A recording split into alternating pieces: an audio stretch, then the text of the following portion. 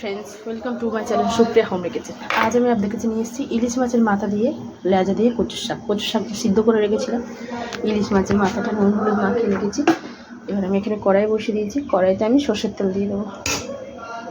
এখন সরষের তেল দিয়ে দিলাম। সরষের তেল দিয়ে আমি মাথা আর লেজা ছেড়ে দেবো।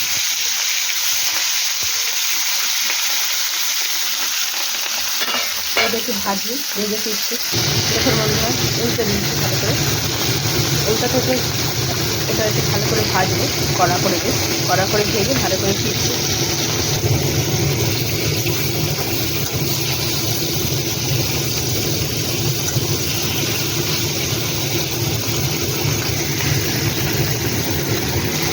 পাঁচফোড়ন, শুকনো লঙ্কা,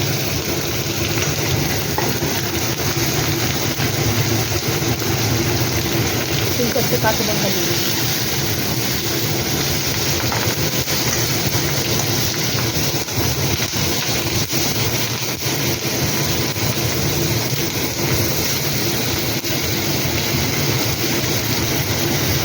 কচু শাকটা দিয়ে দেবো।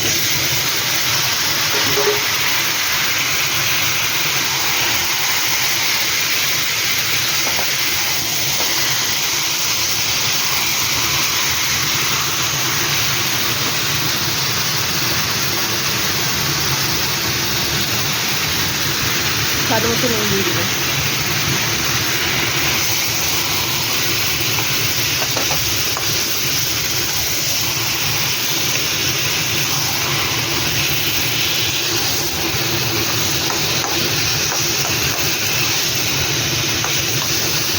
পরে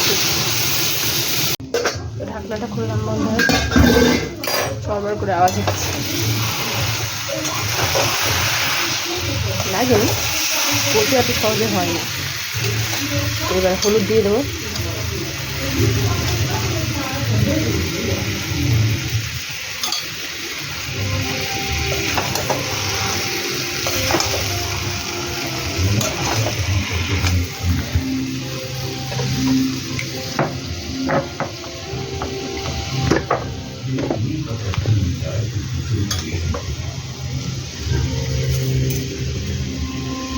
চিনি দিয়ে দিলাম।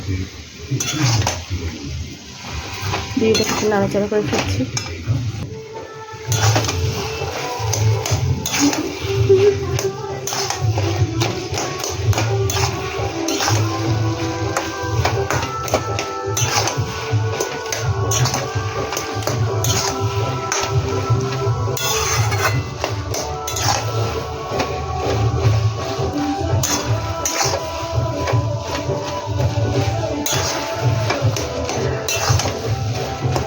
পরে ফিরছি বন্ধুরা।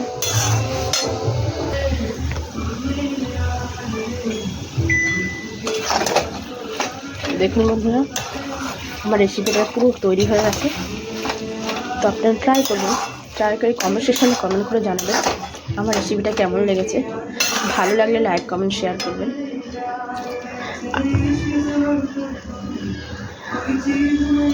তো দেখুন বন্ধুরা আমার রেসিপিটা হয়ে গেছে।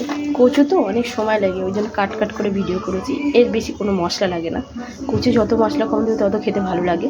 তো যাই হোক আমার রান্নাটা কমপ্লিট হয়ে গেছে। তো আপনারা ট্রাই করবেন। ট্রাই করে কমেন্ট সেকশনে কমেন্ট করে জানাবেন কেমন লেগেছে। ভালো লাগলে লাইক কমেন্ট শেয়ার করবেন আর আমার চ্যানেলটা সাবস্ক্রাইব করে দেবেন। থ্যাংক ইউ ফর ওয়াচিং বন্ধুরা। বাই। ভালো থাকবেন, সুস্থ থাকবেন।